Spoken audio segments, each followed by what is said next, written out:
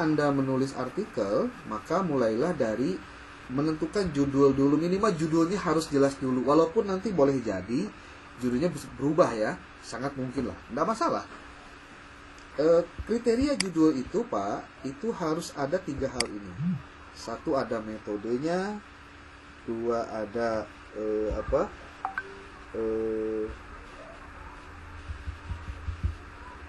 signifikansinya. Kemudian yang ketiga ada ini tujuan. Nah, saya berikan contoh yang lain. Ini judulnya model perencanaan pembiayaan XXXX, maksudnya model perencanaan apa gitu maksudnya, untuk meningkatkan mutu pendidikan di MAN bla bla bla bla bla. Ini bisa kelihatan nih.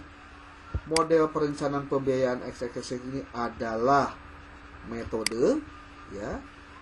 Kemudian untuk meningkatkan itu masuk kategori signifikansi gitu. Kemudian mutu pendidikan itu adalah tujuannya itu. Nah, untuk judul itu bisa bolak-balik sebenarnya. Jangan khawatir.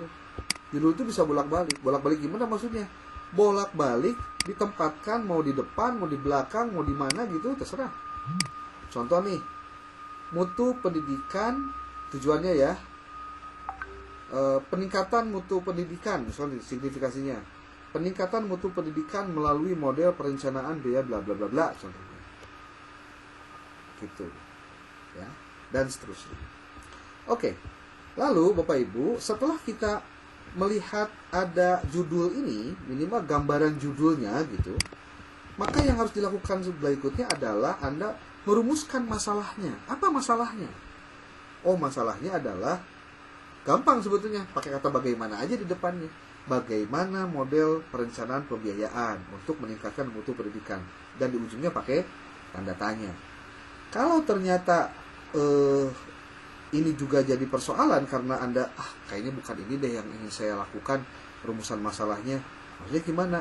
Boleh jadi judulnya adalah bagaimana penerapan model perencanaan pembiayaan untuk meningkatkan mutu pendidikan di MAN bla bla bla bla, contohnya begitu. Nah, ketika Anda sudah menetapkan satu rumusan masalah, masalah besar maksudnya, maka Anda turunkan masalah yang tadi itu ke rumusan masalah. Ambil saja 3 buah Pak masalahnya. Rumusan masalahnya 3 buah saja. Dengan cara bagaimana? Dengan membuat pertanyaan lagi dari judul ini. Ini jangan kemana-mana. Jadi contoh rumusan masalahnya, bagaimana mutu pendidikan di MAN bla bla bla bla. Yang kedua, bagaimana penerapan model perencanaan pembiayaan untuk peningkatan mutu pendidikan. Yang ketiga, apa faktor pendukung dan penghambat penerapan model perencanaan pembiayaan XXX untuk meningkatkan mutu pendidikan di MAN bla bla bla bla, contohnya begitu. Jadi dari rumusan masalah inilah sebetulnya kita bergerak untuk mencari data penelitian. Melalui, ya kalau kualitatif ya, melalui wawancara, observasi, dan studi pendahuluan. Kalau Anda mau kuantitatif silahkan, mau menggunakan angket boleh gitu ya. Nah, setelah Anda menemukan apa judulnya, apa masalahnya, apa rumusan masalahnya, tahap berikutnya adalah cobalah Anda mencari kata kunci dari judul itu.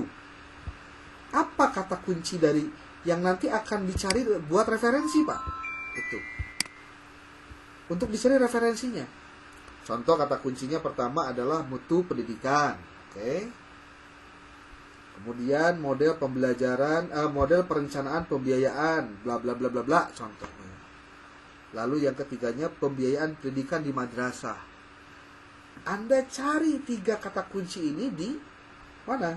Di Google Scholar, di Semantic Scholar, di neliti.com, ataupun juga di apa itu? Yang Kemdikbud itu garuda.kemdikbud.go.id kan bisa. Banyak sekali. Nah, sekarang tadi sudah saya jelaskan. Ini narasinya, Pak. Tetapkan dulu rencana judulnya apa. Judul minimal mengandung metode signifikasi dan tujuan. Posisinya bisa bolak-balik. tetapkan minimal 3 buah kata kunci, bahkan sebaiknya dalam bahasa Inggris, supaya nanti Anda bisa mencari juga referensi dalam bahasa Inggris. Lalu, tiap kata kunci, carilah artikel yang relevan. Minimal satu kata kunci itu 15 buah, Pak. Ya. Nah, lalu paling baik jika mencari artikelnya dari jurnal bereputasi internasional dan atau nasional. Ibarat mau membuat rumah, siapkan bahan-bahan terbaik agar kokoh bangunannya. Tuh. Nah, setelah itu, kalau misalkan Anda ingin mencari artikel jurnal bereputasi dari mana? Ini ada, Pak. Scopus.com, sciencedirect.com, boaj.org, ada semanticscholar.org, dan masih banyak yang lain. Nah, kalau saya kepada Anda semua, cobalah belajar untuk menggunakan software yang namanya Publish or Perish contohnya. Di link YouTube banyak sebetulnya yang bisa diakses untuk belajar tentang tentang POP ini, Pak, tentang POP ini. Dan saya akan coba praktekkan kepada Anda, ini contoh ya, contoh nih. Saya karena sudah download dan sudah install tentang Publish or Perish. Contohnya nih, saya tinggal buka saja di sini. Kemudian, nah ini. Kalau saya sekarang sudah mulai dari dulu juga sudah ya, menggunakan referensi yang berbasis terindeks Scopus. Makanya di sini ada Scopus. Nah, tapi untuk sampai ke sini Anda harus punya API key namanya. API key. Dan itu Anda bisa cari juga di internet bagaimana cara mendapatkan API key-nya. Ini saya coba kalau Anda ingin tahu, Anda bisa masuk ke YouTube nih. Ke YouTube. Setelah masuk ke YouTube, Anda masuk ke sini, tutorial Publish or Perish. Nih. Tutorial Publish or Perish.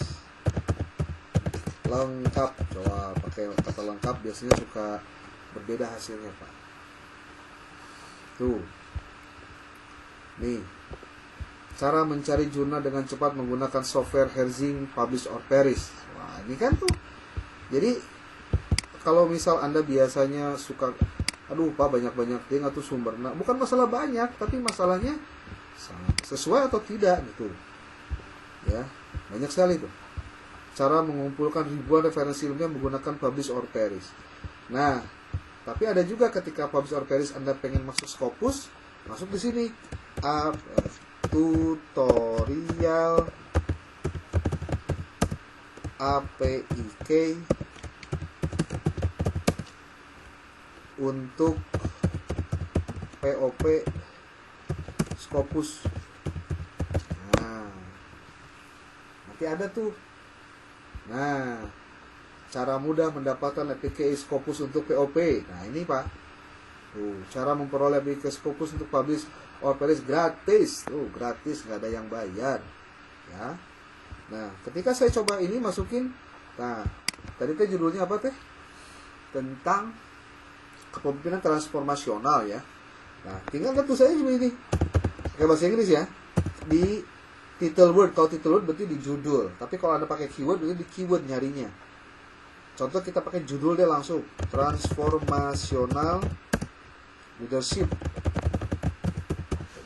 Kita lihat Pak, kita pengen tahunnya di sini kita batasi 5 tahun terakhir, 2018 sampai dengan 2023. Search Pak, nah di search, kira-kira gimana nih? Ada berapa ratus? Nah di sini dibatasi 200 Pak. Bukan berarti tidak boleh lebih, bisa, mau 1000 juga bisa. Cuma banyak juga ngapain Pak? Mending ambil aja dulu yang kira-kira relevan, ya. Nah tuh sudah muncul. Dan ini ketika diklik, ini artikel semua tuh. Dan ini Scopus Pak, Scopus. Dan ini lihat citasinya 684, berarti banyak banget tuh. Ya. Nah, apa yang kita citasi nanti, caranya bagaimana? Ini Pak, contoh nih. Kalau kita pengen lihat satu persatu, tinggal buka aja, open article in browser. klik kanan, masuk ke situ. Nah, ini berarti sudah masuk ke jurnalnya untuk membuka artikelnya, gitu. Ya. Dan ini ya tergantung juga koneksi internet lah ya. Nah ini, tuh, nanti tinggal dibuka tuh. Nanti tinggal tunggu saja. Ketika dia sudah terbuka, Anda tinggal baca nanti mana yang mau dikutip, copy dulu. Gitu. Nah, kalau misalkan terlalu banyak yang di-copy karena memang ini banyak, nah, karena Anda menggunakan software yang namanya Publish or Perish, ternyata ini juga bisa membantu Anda untuk mengumpulkan semua data ini ke dalam Mendeley, Pak. Mendeley itu masih Elsevier juga. Caranya gimana? Ini semua tuh di-copy nih. Di sheet kan, di save nih. Oh. Kemudian save result dalam bentuk RIS, Pak. RIS. Tuh. Kemudian simpan, beri nama tadi apa? Transformational leadership. Itu baru dari satu keyword, Pak. Transformational leadership aja. Belum pakai at school contohnya, atau in Indonesia. Kalau kita pakai Indonesia gimana nih? Ada nggak kira-kira judulnya? Kalau nggak ada judulnya, tuh ternyata banyak juga, Pak. Tuh, the role of transformational leadership in building organizations, citizenship, civil servants of Indonesia. Effect of transformational transactional leadership of SMS Indonesia. Tapi kan ini baru di Indonesia secara umum, belum di lembaga pendidikan. Anda cari lagi in school contohnya, atau at school.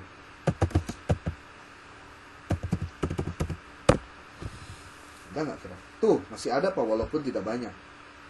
Tapi ini langsung di sekolah nih. Nah kan bisa tuh. Nah ini, Pak, kalau misalkan Anda lakukan tadi pengkopian tadi, Anda masukkan ke dalam Mendeley, itu bisa otomatis langsung di situ, Anda nggak usah ngetik lagi. Cuma untuk bahannya itu yang jadi soal.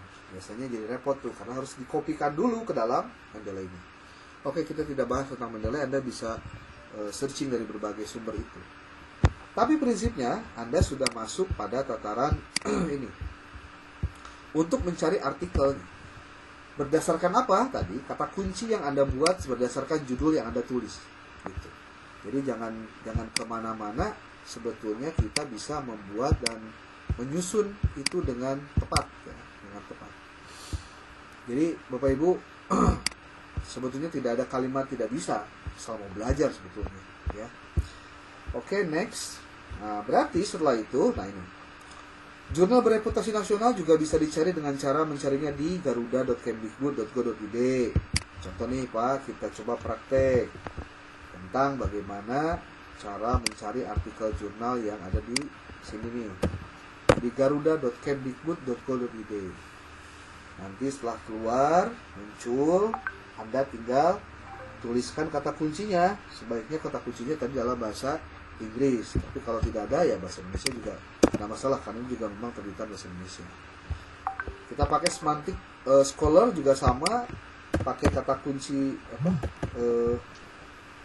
transformational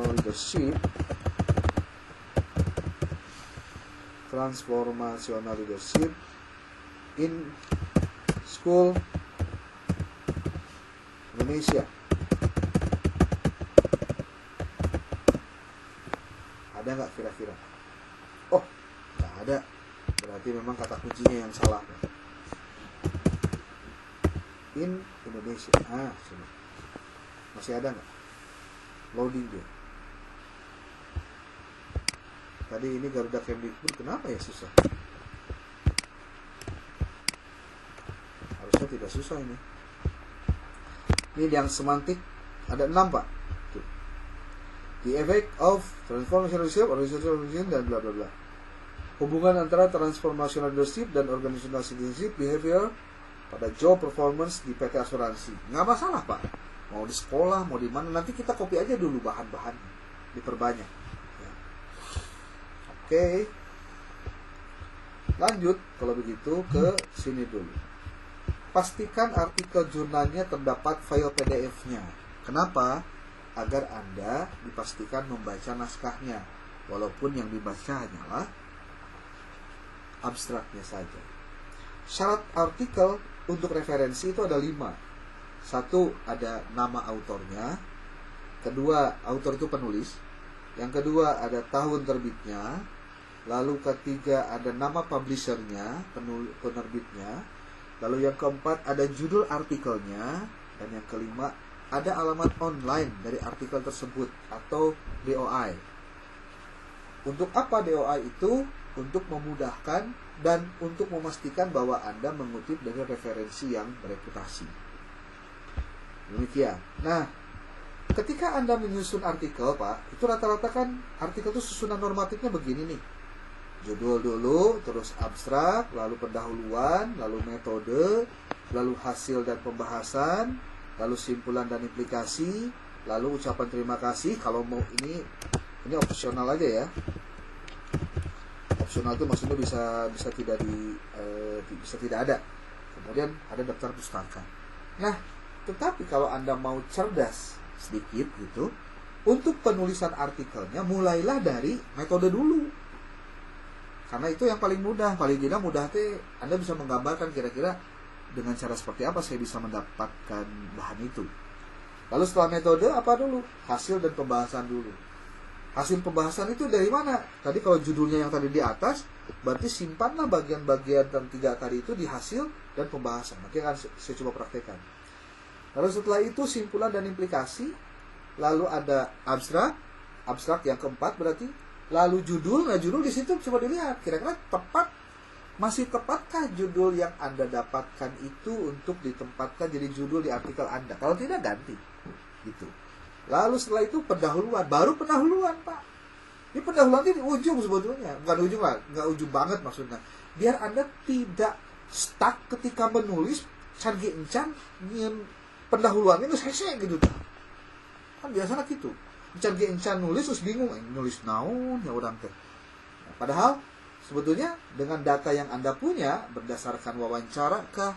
Tentu nanti wawancara juga harus berdasarkan variabel yang benar ataupun juga referensi-referensi yang benar sehingga nanti Anda mendapatkan datanya juga benar. Ketika data yang Anda dapatkan sudah benar, tinggal Anda tuliskan dulu saja di hasil dan di pembahasan. Sabi-sabi saheula udah penting asal aya we heula kan gitu. Makanya ini harus cepat nih. Kalau lambat nanti ketemunya lambat lagi, Pak. Kelas ini kan saya suka ingatkan itu karena memang suka rada nelat-nelat maneh gitu. Asup kuliah wae ge siga nu teu apa jam sabaraha. Nelat we gitu asup teh nya. Gitu kan. Oke. Setelah itu, nah, ketika ditanya contohnya, Pak, saya mau mulai nih nulis abstrak gimana, Pak? Nah, jangan dulu ngomongin abstrak. Tapi kalau Anda pengen tahu, saya kasih tahu. Abstrak itu paling tidak mengandung 6 hal. Sebetulnya ada yang 6, ada yang 5, terserah ya. Ada yang menuliskan latar belakang, ada yang tidak menuliskan latar belakang. Tapi saya termasuk yang mungkin akan menggunakan madhab yang menuliskan latar belakang dalam abstrak. Itu 1 atau 2 kalimat latar belakang, singkat saja, yang penting masuk pada sasaran. Lalu tujuannya apa disebutkan di situ, untuk mengetahui peningkatan mutu pendidikan melalui model penerapan model pembiayaan X contohnya begitu. Kemudian metodenya apa? Nanti saya jelaskan di bawah, ada itu penjelasannya. Lalu hasilnya seperti apa? Nah, hasilnya tentu berdasarkan jawaban terhadap rumusan masalah yang 3 T apa tadi. Kemudian yang kelima simpulannya apa? Kemudian yang keenam implikasinya seperti apa? Nah, syarat abstrak, Pak, pertama jumlahnya jangan sampai lebih dari 200 kata. Itu abstrak. Kemudian yang kedua, tidak boleh ada acuan, referensi atau daftar pustaka. Nggak boleh ngutip juga di situ, Pak. Di daftar pustaka di abstrak itu tidak boleh. Lalu tidak boleh ada singkatan, akronim itu nggak boleh, Pak. Kecuali kalau memang yang sudah umum seperti SMA, MA, MTS ya, itu kan sudah umum, Pak. Ya. Kemudian yang keempat, tidak boleh ada rumus-rumus matematis. Apalagi kalau misalkan judul Anda tentang kuantitatif, Nanti ada rumusnya, tuh rumusnya jangan dimasukin ke dalam ke dalam abstrak gitu. Lalu kemudian hindari penulisan angka-angka statistik, itu juga sama, tidak diharuskan ada. Nah sekarang ketika ditanya, terus kalau pendahuluan saya harus ngomong apa saja yang harus ada dalam pendahuluan? Paling tidak saya menggambarkannya begini Pak. Pertama harus ada konsep dasar dari topik atau variabel penelitian Anda. Tadi kan variabel-variabel apa saja ada dalam judul Anda. Nah itu yang dibahas dalam konsep dasar. Permasalahannya adalah yang dipermasalahkan yang tadi 3 buah tadi Pak. Itu digali terus masalahnya. Lalu alternatif solusinya berarti dengan contoh tadi ya, judulnya itu tadi itu dengan contohnya kalau tadi dengan penguatan transformational leadership contohnya Pak gitu. Bisa jadi penguatan mutu pendidikan melalui leadership contohnya kan bisa juga setelah Anda baca-baca referensi tadi Pak. Kemudian ada permasalahan, ada alternatif solusi, kemudian state of the art-nya apa. Nah, sebetulnya kalau Anda membaca artikel-artikel yang baik, itu nanti pasti akan selalu Anda temukan state of the art atau novelty dari setiap artikel yang ditulis oleh para penulisnya. Makanya sekalinya Anda baca, mungkin sebaiknya Anda membaca artikel-artikel yang kalau Indonesia ya berarti minimal Sinta 2, Sinta 3 itu baca yang betul Pak. Karena pasti mereka sudah tahu dan sudah ngerti bagaimana cara menampilkan novelty dengan kalimat-kalimat yang state of the art gitu, ya. Kemudian yang kelima, pastikan Anda menuliskan tujuan dari penulisan artikel Anda. Lalu kira-kira Anda mau memberikan urgensi apa, sehingga ini akan menjadi novelty juga sebenarnya. Jadi kalau Anda bicara Pak novelty itu naon sih maksudnya, apa yang akan Anda berikan untuk kebaikan dalam bidang keilmuan, itu bisa dilakukan dengan cara itu, dengan cara menuliskan gitu. Oke, nah kalau metode, komponen apa yang harus muncul di bagian metode Pak? Yang pertama ada desain atau rancangan penelitiannya, waktu dan tempat penelitiannya. Kalau kuantitatif ada populasi, sampel, teknik pengambilan sampelnya kayak gimana. Kalau di kualitatif berarti harus ada sumber data, respondennya, kemudian key informernya siapa, kemudian lagi ini kalau di kualitatif ya, kualitatif. Nih. Kemudian kalau observasi, Anda observasinya kemana gitu. Karena kan kalau penelitian harus ada lokasinya ya, contohnya observasinya kemana, lalu instrumennya kayak gimana nanti di bawah.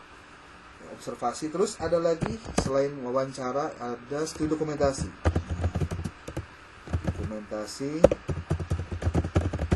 Jadi hal-hal begini tuh perlu diperhatikan Pak ketika akan menulis artikel.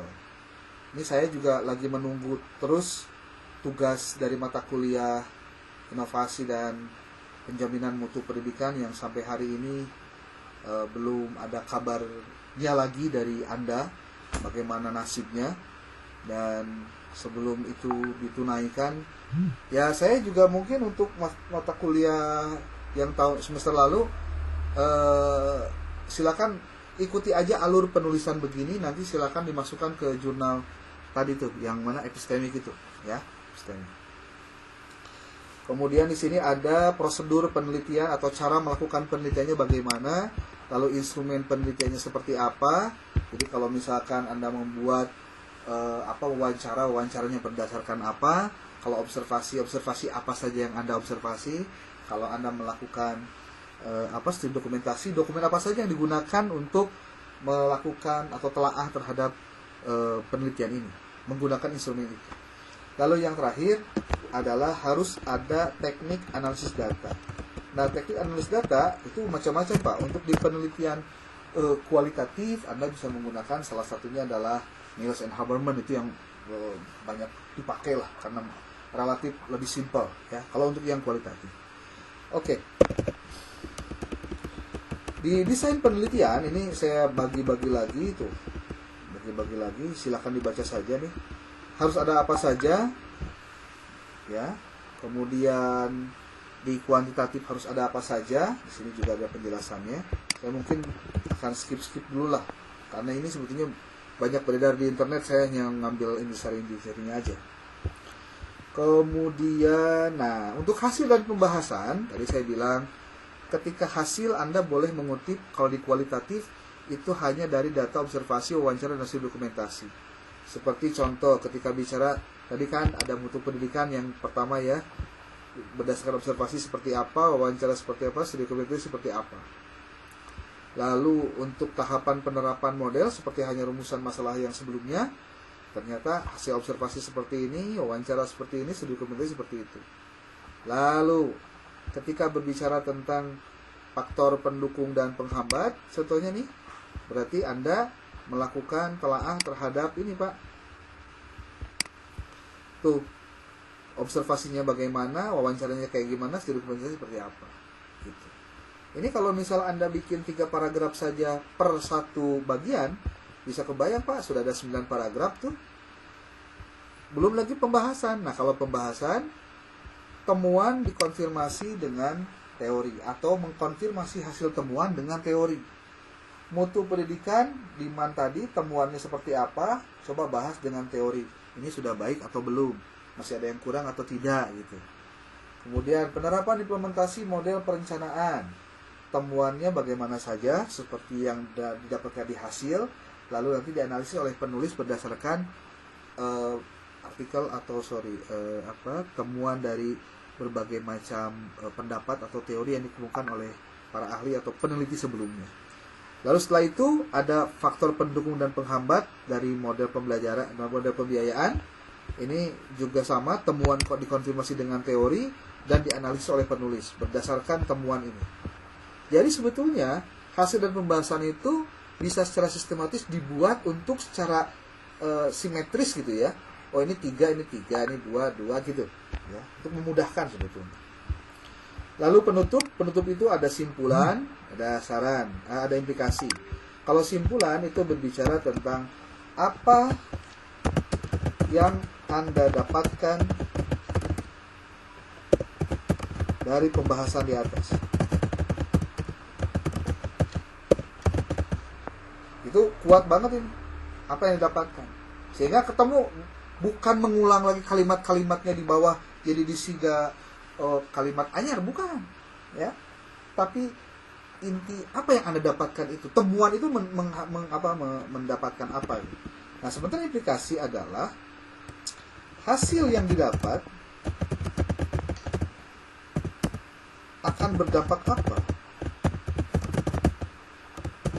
lalu berdampak ya, selain berdampak, kira-kira apa yang masih lemah dari penelitian ini? Dan ini bisa menjadi peluang untuk peneliti lain melakukan penelitian pada bidang yang sama. Tuh. Sehingga nanti bisa, menurut Anda contoh ini masih lemah ininya gitu. Jadi nanti ada peneliti yang menambahkan itu. Katanya begitu. Intisari, ini intisari ya, penutup itu. Apa yang Anda dapatkan dari intisari? Intisari. Nah, oke. Saya pikir sementara itu dulu saya sebagai pengantar. Mudah-mudahan Anda semua bisa sedikit banyaknya, walaupun sekali lagi saya juga tidak menjamin apa yang akan saya sampaikan ini juga bisa dipahami langsung, tapi minimal saya sudah berusaha untuk memastikan Anda